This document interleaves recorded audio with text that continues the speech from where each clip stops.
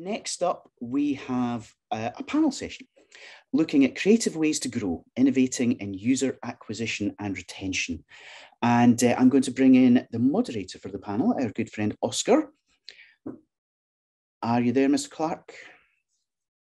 We have people joining. Alia, welcome, good morning. Hello. Thank you for joining us. And Mikko, Enric, fabulous. Everybody seems to be here. This is wonderful stuff. This is wonderful stuff. Thanks, folks. We really appreciate you joining us this morning. It has been an absolutely fabulous morning of, information overload almost. All the speakers have had so much to contribute. All of the speakers have had so much valuable information to contribute. Before we start, I'm just going to say, sadly, we are not going to be bringing you our missing speaker after the panel. Apologies for that. But we do have our panel this morning. We're just waiting for Oscar to join us, who's going to be our affable chair and lead the entire discussion. And indeed, here he is. Hello. Morning, hello. Mr. Clark. Lovely Morning. to see I was you. there. I was going, I'm here, come get me. But unfortunately, Zoom didn't want to pick me up today for some reason. I think I've just been overworking Zoom, hosting yesterday, Monday, and this morning on the other track. Yeah, technology, it's never going to work. Exactly.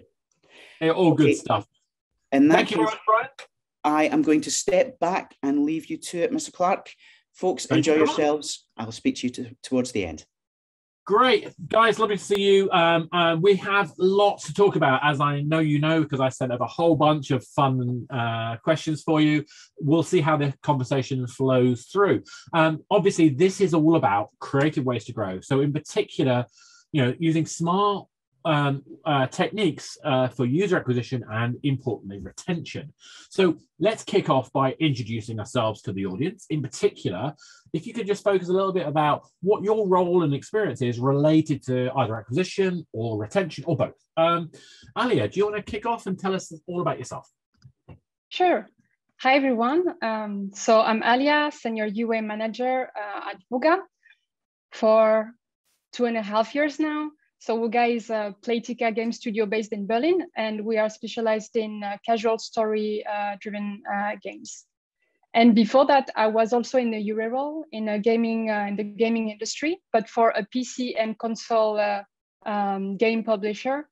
Doing UA and also re-engagement. Yeah, and Wooga's obviously had some amazing content. So, Pearl's Peril, Jelly Splash, was it Bubble Witch as well? I can't remember. I always forget who does what games, but you guys have got an amazing track record and some amazing hits there as well. Mikko, tell us a little bit about yourself and what you do and, what relevance that has to acquisition and retention, please. Sure. So, hi, my name is Mikko Kähärä. I'm the Chief Commercial Officer at Kukouri Mobile Entertainment. I've been doing marketing and product management for about over 20 years, and of that, about 10 years in games. And with Kukouri now for 2 years, really kind of heavily focused in UA and also heavily focused in sort of understanding the overall growth potential and the growth strategies for Pixel Worlds. I'm actually, tomorrow's my last day at Kukouri, so moving to new opportunities, building up something new in the gaming space, but a little bit more about that in the future. Oh, that sounds very exciting to you. I'm very sad for that team, I'm sure. But obviously, with the Tiny Troopers and all that kind of stuff, you guys have been around for quite a while and seen it done that. Enric, tell us a little bit about yourself and your role in terms of acquisition and retention, please. Sure thing. So I currently lead the growth team at Tilting Point, which includes user acquisition, app store optimization, which is organic traffic, and monetization. At Tilting Point, for those who don't know, we are the leading free-to-play game publisher for mostly indie developers, and where we combine data, technology, our talent and marketing expertise just to scale games to success. Previously to that, I was working at Zitro. Zitro is a bingo and a slot provider. I was heading the social casino department. And before that, I was CMO at Lab Cave Games, where we released about 700 games, and we achieved over, I think it was 300 million organic downloads. So yeah, just a few, just a little bit, yeah. tiny bit. And I think it's really interesting. I had a very brief stint in looking at mobile gambling back in 2006, where I introduced a platform in the Java era. I don't have an interest personally in sort of gambling kind of games, even social casino type experiences. But what I did find is that I learned a huge amount about customer management, about retention from that brief connection. That doesn't necessarily mean I want to do that kind of experience, but I think we can easily underestimate the lessons that we can learn from those other platforms. And I think social casino was a really fascinating area. Most of those companies seem to get bought up by the big casinos, even though there weren't real money games in a lot of the cases. And I think, again, lots of lessons that we learned across the board. But enough of that. I'm fascinated by all of these things, by the way. What I thought was really important, though, that you mentioned growth. I think growth is a key thing, which I think ties both user acquisition and retention perfectly. So let's focus first on the acquisition part. So I'm a trained marketing guy. I'm going to think about marketing and acquisition in a whole bunch of ways, the use of different channels. In particular, I think about the journey. I think about going from awareness to interest to desire, and then the action, the bit that gets you to play. I also like to think about retention as part of that journey as well. When you guys are looking at acquisition side, the planning of the user acquisition, what drives your thinking? Do you holistically look across channels? Do you focus on page UA? Do you look at organic tools, content creation, whatever it might be? What are the things that you think are the principal go-tos when you're looking for acquisition? Alia, do you want to start? Yeah, sure. So the mobile marketing ecosystem is very interconnected, and all these aspects are very important, all of them. At Wooga, we work very closely with marketing, product, ASO, community management, etc. So there is, of course, the live ops roadmap with all the event content, etc. And marketing is, of course, aligned on that to create all the branding and marketing around that. But also we have all the ASO effort to make everything consistent. And then you need also to engage the players. So I think all those aspects are very, very important. And we are always all aligned on that. There is what marketing does in terms of, I don't know, TV campaigns, influencer marketing, whatever, has an impact in UA, for example. So for us, it's very important to be aligned to also on the agenda and what's happening in the roadmap and sync all together, because what we do has an impact on the other departments, and what they do also has an impact on us.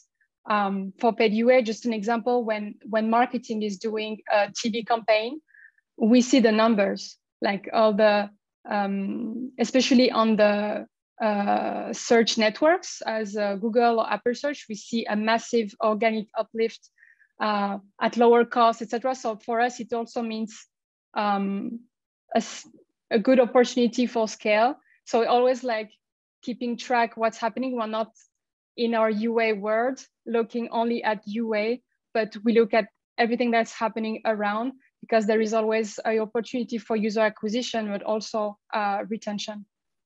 I was actually going to go into that with you, because I think the use of traditional media like TV, like radio, I think it's really interesting. But traditionally, it's been very difficult to see a direct correlation between an ad placement and installs.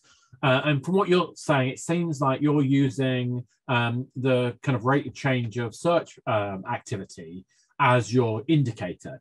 How do you translate that into, say, a ROAS or a return on advertising spend assessment? So, for example, let's say there is a TV campaign and we see there is an incremental uplift, organically there is something happening. It's also for us a good opportunity to scale massively on a specific market. or if there is a feature, for example, a new feature from LiveOps, we know that it's also a good opportunity to advertise the game in the relevant platforms. No, I think it's fascinating. This is an area that I think increasingly we're going to find more and more people doing, which is tapping into, particularly as we see the privacy rules changing. I think we're going to see a blend between more traditional behaviors where we have a lot softer numbers, as well as the direct response style performance ads. I think a blend between the two is going to become more and more important for effectively scale. And I think the more we integrate that, the better. But anyway, enough about me talking. Mikko, what about yourself? How do you guys think, obviously from a chief revenue officer point of view, you want to get numbers in the doors, you want to convert them to spending. What are you thinking about when you're planning your acquisition side? Oh, I've got you on mute, I'm afraid, still. So I missed that. Sorry about that. Oh, this happens, so, sorry. The key thing for us is really, with Pixelwatch, has been all about virality and sort of the relation between long-term retention and virality. And this is the kind of an area that we kind of scienced out quite a bit. And when it comes to user acquisition, it's sort of all centered around how do we stimulate sustained organic growth through getting people on board and creating those kind of social pressure on a wider scale in order to sort of kickstart the organic growth. And that's usually the trick with that is really being aggressive and concentrated.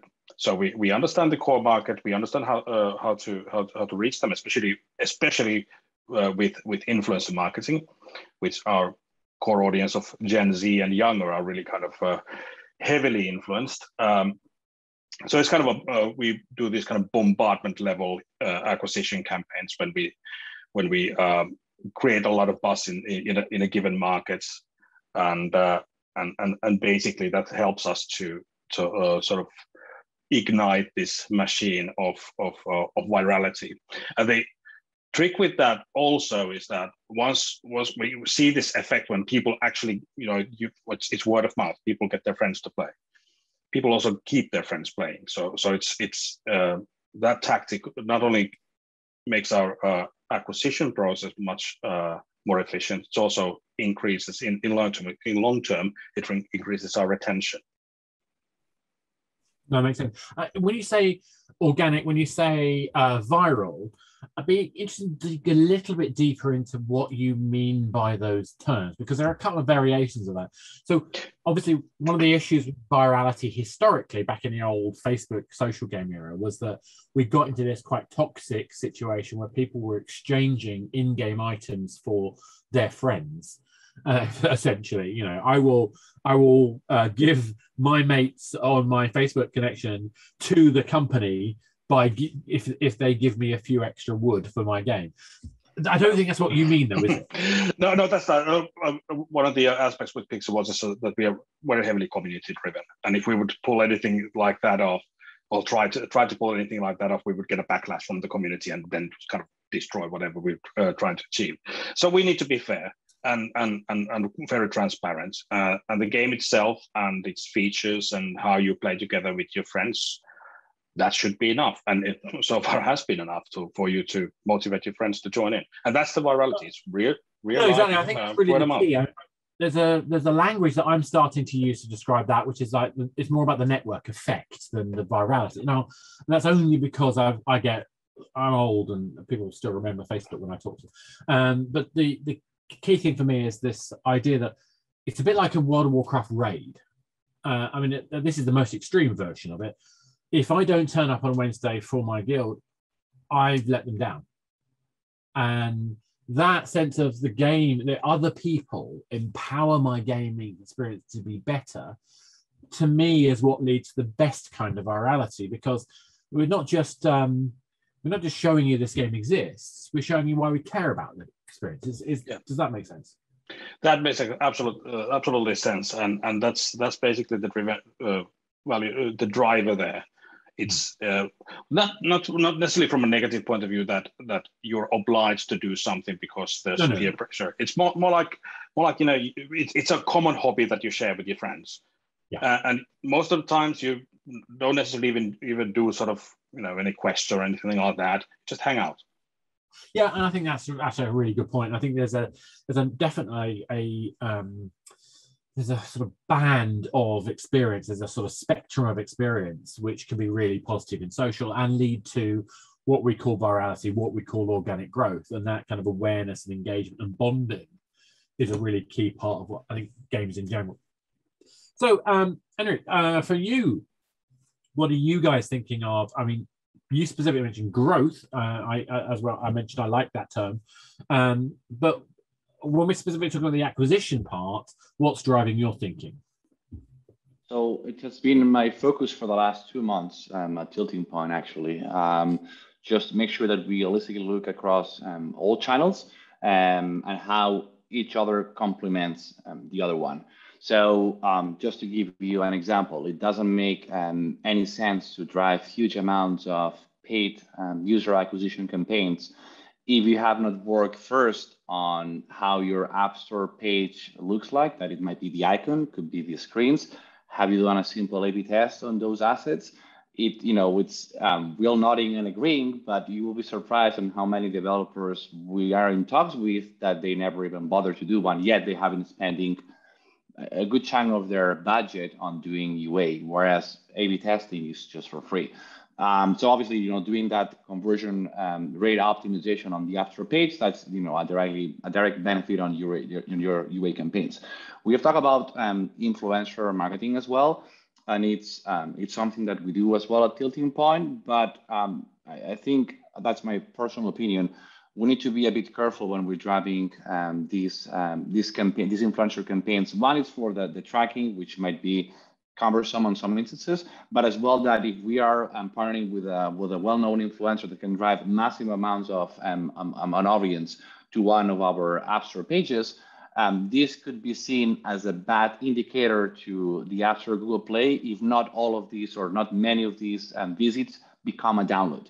Just because that's sending a signal that, hey, users are visiting your App Store page, but they are not downloading the game, just because X reason, and that's ultimately have a negative effect on your ranking in the mid-long term. So short term, yes, you could see an uptick on the number of installs that we can just literally can see, okay, the influencer did the shout out this day or this hour, and we can see the spike of visits or downloads and so on. But then after a few days, if not weeks, more likely than not, you will see a drop perhaps in search or either explore traffic, just because if you drop a lot of traffic from that influencer, not all of them download, and that was seen as a bad sign to the App Store or Google Play.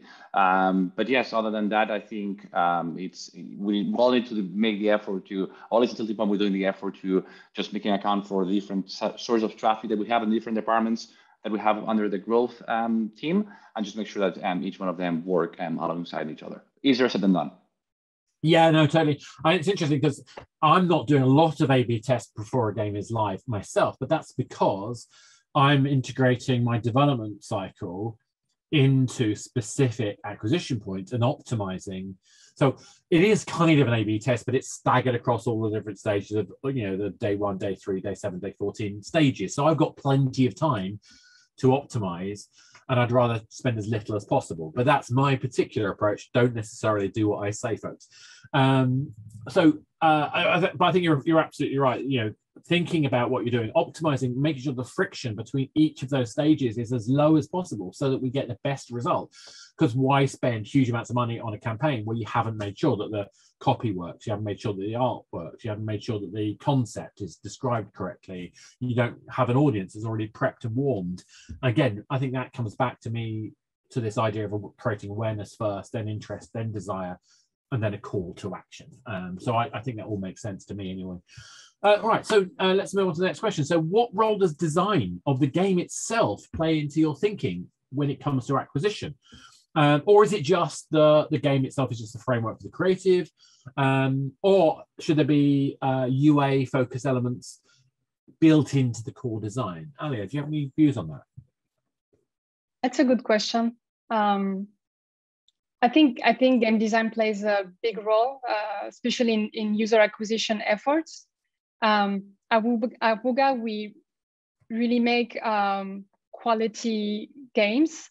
For example, if we take June's Journey, which is the title that I'm working on, it's a very beautiful game. The game design is everything is polished, sophisticated. The storyline is very important. So we have lots of intrigues and very interesting characters. So everything is there really to just use everything that is in the game for our creatives that we will use for our UA campaigns. I think sometimes, you have, for example, a specific feature that we can use to acquire different segment of users if it's something very specific. But really, everything is there. We want to also make sure we set the expectations right with the users. So we are really using the game design in our creative effort. Sometimes with some small edits to really fit the UI format, but this is mainly what we do. I know that there are some other products that will use a different design for their creatives. I think it's a little bit risky and challenging because the users can feel misled. So that's also why at Wooga we really keep consistency and we keep the integrity of the game design that is reflected in the UA ads. No, I think that makes sense. I think keeping that promise. I mean, it's an interesting one because we've seen a lot of studios have a lot of success with kind of bait and switch style ads, some of which have actually been testing for what games they want to build next, some of which they actually incorporate the behavior into the original game. But that's not quite where I'm coming from because I'm, again, traditional marketing trained person. I'm thinking that product is the first part of the 4 Ps, product, price, place, promotion. And therefore, I think that the building into the experience itself, the shortcut, the kind of nature of the concept of the game to make it so natural virality can occur so that I've got something to show off. The word of mouth. I mean, frankly, the number of times I've showed someone my screen and go, look at this game, it's cool. And that only happens, I think, if the game design is there. And I think, Mikko, I mean, it feels to me like that very much is in the ballpark of where you guys come from in terms of your thinking about the kind of promotion and marketing of the game. Yeah, pretty much. So basically, I mean, it's kind of a 3x3 solution for us. So basically, first 3 would be the game in the best case scenario has those features that supports social interactions, and the game content itself needs to be designed in a way that it's viewable and shareable. So basically, it's interesting to watch, it's interesting to share with your friends and all that. And where that applies out to is basically we use this in user acquisition. For example, when we make our creative stuff, always based on the actual game action. How does the game feel like to play? And especially when you're playing with friends and all that, you get that a fairly good image of what you can expect when you get to the game. All this created and all that kind of.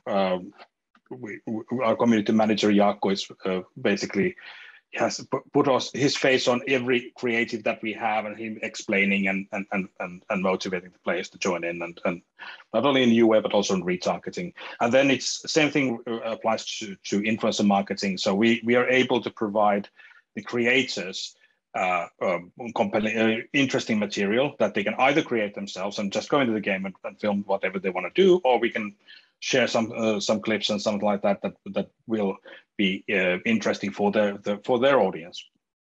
And then it's also an internal content creation. So community management, our own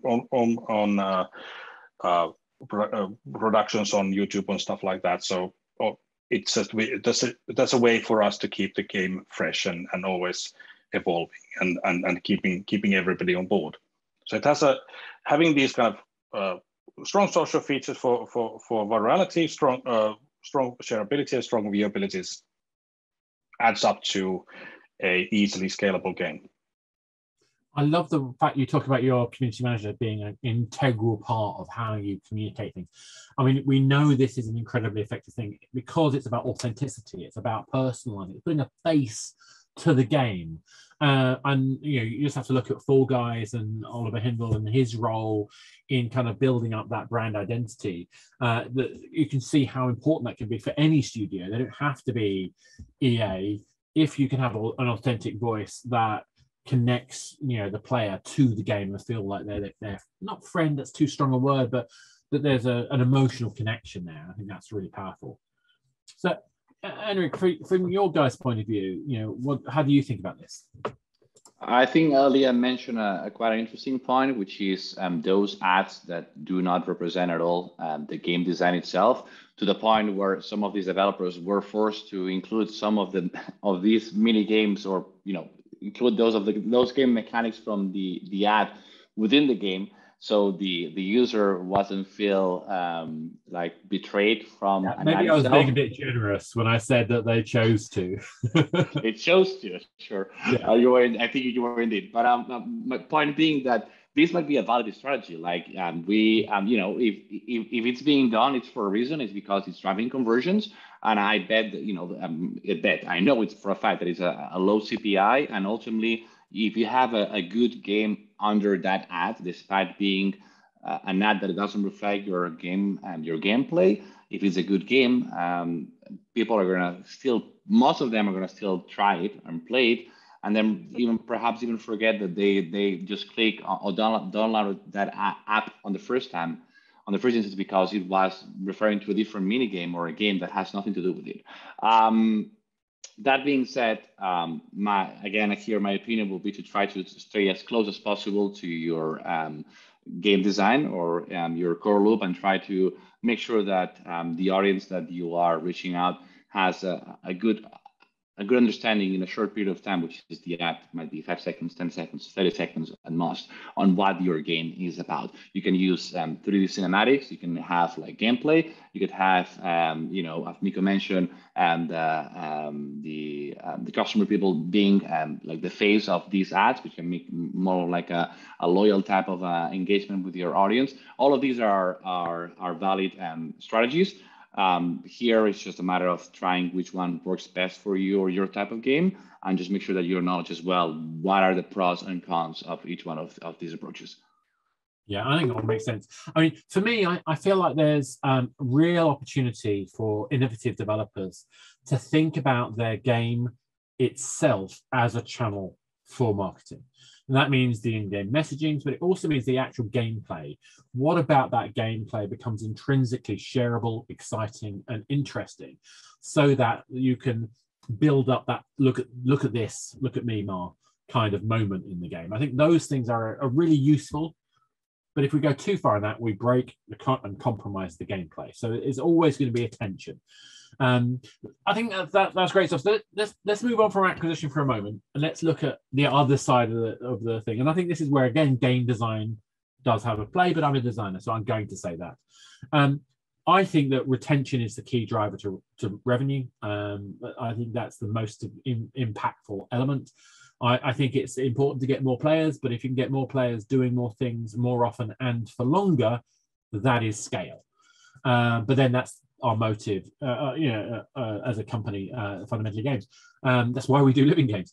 But I want to know what you guys think. So what is the key drivers to retention for you? Alia, do you want to talk about the key drivers for retention? Here, I think there's no big secret for retention. A lot of things rely on live ops side. If you invest significant budget in acquiring users, you need to keep them in the game. And for that, you need to give them a reason. So all the new features, new content, sales, rewards, everything made in a live ops side to make sure that people have a positive experience with new things and some improvement in the game is really, really important. But to be able to make that in place, you need to know the motivations of users to play. So here there is a lot of research to understand like what people like, what they dislike, and just add or improve some of the features. For us, we are heavy in storytelling, so there will be a lot of new content to make sure that people are still engaged and they are excited to play the game and discover new things. I think there's also to keep the people happy, basically, players happy. There are a lot of things that can be done in the community management side, but also player experience. Users, generally, they have like an emotional connection to the game. A lot of our users, they just meet new people, or they just enjoy spending a lot of times in the game, and they like to connect. Sometimes it's just to provide positive or negative feedback. Sometimes it's just like to participate in a contest or anything. So I think keeping a bond with the users is also a good way to build loyalty and retain players in the game. No, exactly. I think that's absolutely spot on. For me, I think looking at the life stage of the player is an important part of it. So I look at players differently if they're just discovering the game versus when they're learning the game. And for me, learning isn't just the controls, it's also where the game fits into the routine of the player. And I think only after that do you find people starting to fully engage. And then I want to see if I can make them super engaged. You know, what other people call whales. I don't like the term whales. Again, back to my not liking gambling particularly personally. But if I can build fans out of the game, then I'm looking at different behaviors in the experience. So I'm thinking about layering the design of the retention with the life stage of the player in mind. Mikko, from your point of view, I mean, what do you guys do? I mean, what are key drivers for retention? Obviously, because you're so focused on organic acquisition, I presume a lot of the retention strategies are similarly about organic play experiences. They are really so the social aspect is really key. But as you mentioned already, kind of the different layers of motivation that you can serve different players. One of the things with having a sort of sandbox game like Pixel was is kind of it's easy for us to kind of branch out to different kinds of gameplay modes and features that offer different alternative motivating factors for players. So it kind of serves a lot of purposes. But I think that at the core of it is really kind of the retention comes from sort of investment, sort of from player perspective as well. It's not only investing in money. Obviously, monetization drives retention, but also, you know, if you invest your time and your effort and all that to something that you find meaningful, that's really kind of the key retention driver as well. Along with live ops. An interesting one, actually. I think that's something I'd like to dive a bit more into. I mean, I look at the context layer and the social metagame layers as drivers as well as life stage. I have complex models, but for you, what is the simplest kind of way you can kind of convey meaning for the player, or so that the player finds their own meaning? So I think when it comes down to it's kind of simple. It's getting rich. So people mine for loot, and they trade, they do all kinds of things that they get wealthier and wealthier in the game, which of course on other side they can invest and have returns on investment, to be honest. So this the whole economy is kind of I guess in a cornerstone of the whole motivation, aside from fun and social and all that.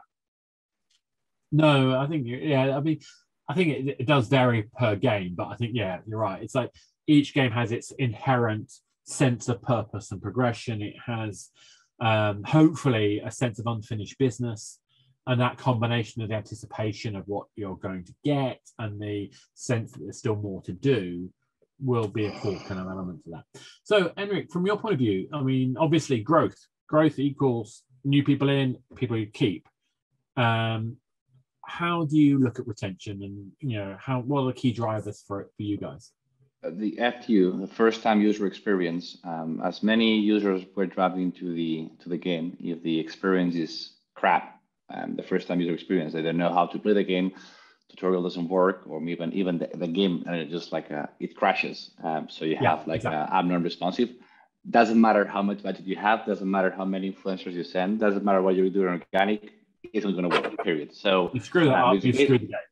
Yeah, pretty much. So it's basic. It's quite straightforward, but that's what's gonna state if a player is gonna be willing to keep playing that after day 1, day 3, day 7. Now, when we move towards those further down the line on those day 3, day 7, and so on, it's about obviously the game mechanics. But if ultimately, I think it's if the player are playing the game as you expected that they would do. It's perhaps is the average session length what you expected, because we talk to many developers that there is that overstatement or thought that the longer the session is, the better it is, and that's not actually necessarily true. In most instances, you don't want to do that.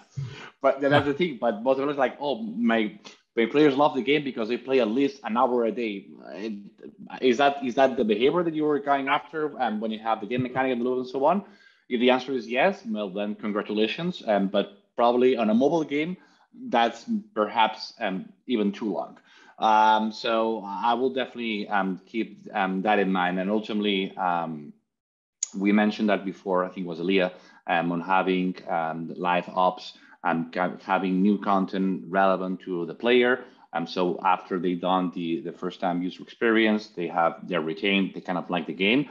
Unless you're doing an hyper casual game where you know that you're playing in a short period of time, the rest of the game should be looking into how can we maintain the user happy as in engaged with our game.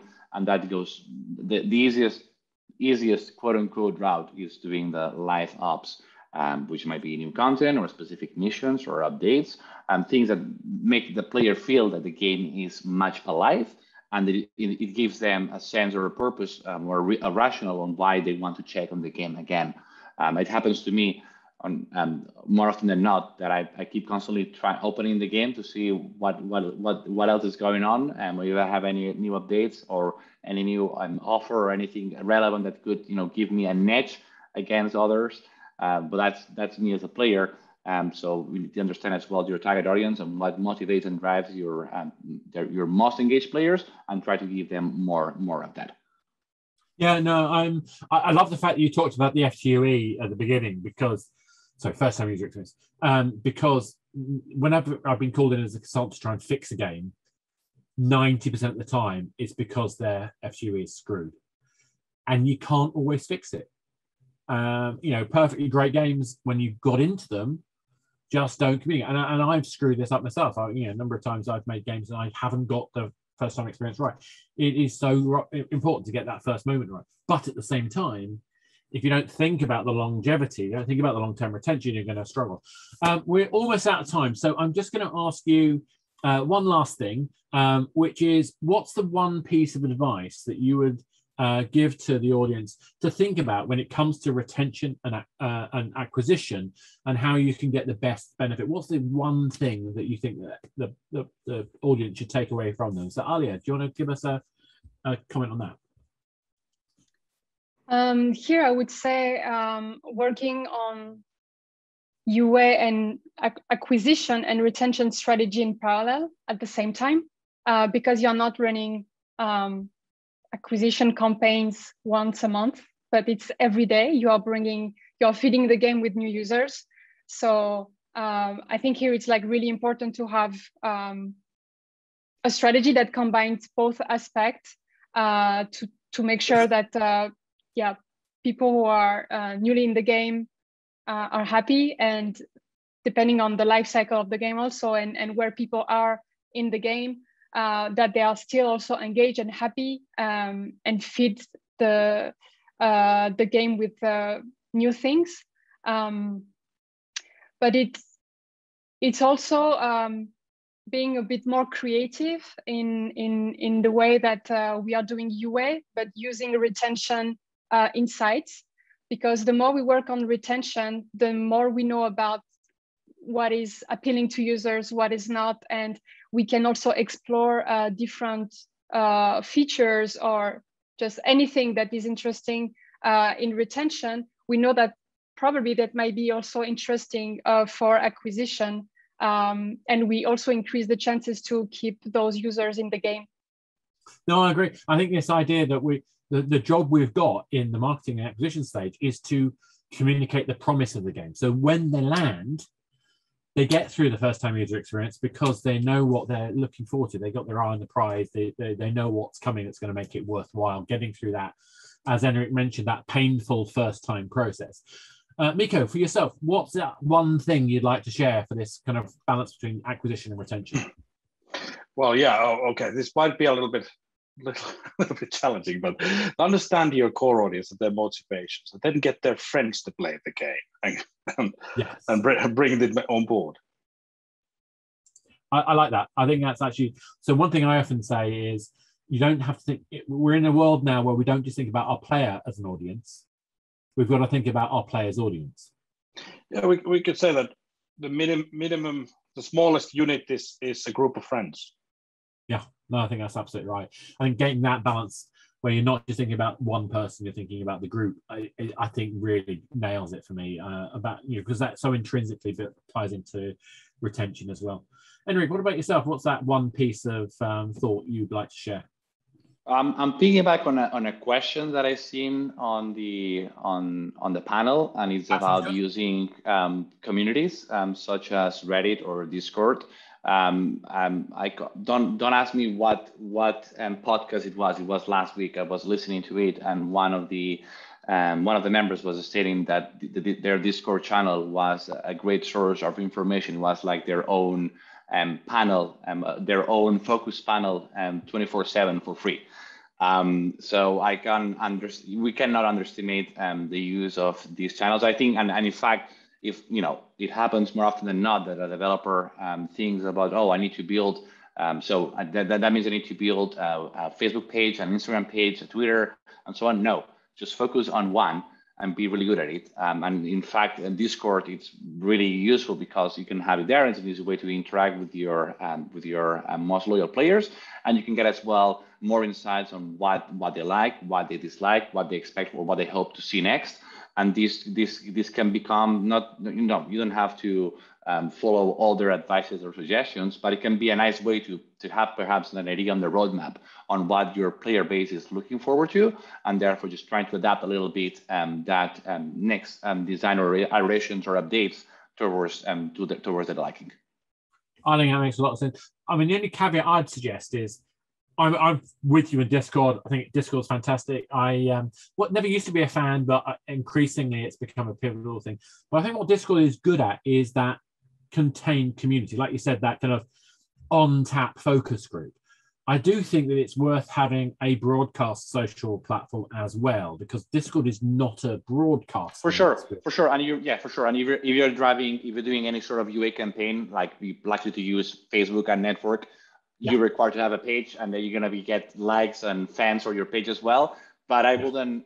It's one of those things that it happened to me as well. That we spread too thin, right? And we try to cover. I need to have a Reddit, a Twitter account, an Instagram account, a Facebook account, and it becomes too much. And then we realize, oh, I didn't update my Instagram page for the last 6 months, and it looks sad. And then you start looking, oh, maybe you need someone to do only this job, and maybe you're too small to actually be able to afford that. So I would just be really strategic and on what channels we try to use. Yeah, completely agree. And for us, we focus on, depending on whether it's a PC or mobile game, we'll focus on Facebook or Twitter for that game. We'll focus on Discord for communities. For mobile, we tend not to get so much in the Discord side as we do with the PC side. But we do tend to use tools like Hootsuite and so on and so forth to make sure we can produce some historical information consistently across all of the platforms, because we don't want to be thought of as not interested on those other platforms. So I think it's an interesting balance. Do you have something that goes across the piece? Do you focus? I think you kind of have to find a way to do a little bit of both. But if you don't think about what you're trying to do with those social channels, it's going to get very messy. And I think you're absolutely right. You can really screw it up if you spread yourself too thin. Guys, this has been fantastic. I really wish I could. I mean, we had so many other questions I was going to go into about live ops, about games as a service, you know, you name it. Unfortunately, we don't have time for that. I think, though, we've got some fantastic stuff out of it. I think we've given some really insightful stuff, whether you're coming from a big traditional marketing tool set to organic focused growth, to really doubling down on the experiential side of the game. All of those things are important. And I think, as Enric put it, we need to focus on what we can do well and execute flawlessly. So hopefully that's given you all something to go from. And I will see if Brian is around. Hey, we are, Brian. How are we doing? I'll hand back to you, sir. Thank you very much indeed, Oscar. Another flawless performance, and what a great panel. Thank you all so much for joining us this morning. We really appreciate your time, and you know, what a huge amount of learning. One of the key things I think that we are all taking away is the fact that simply making games, making good games, is no longer enough. There's so many other aspects to this, getting them out there, supporting them. I've been sitting, scribbling notes, following along and using all of this. So thank you all very much for joining us. We really appreciate it. That brings us to the end of this morning's education, entertainment, and ongoing endless activity. So before we go, I would just like to thank all of our panelists, Alia, Mikko, and Enric. Thank you so much. Oscar, as always, it was a flawless performance.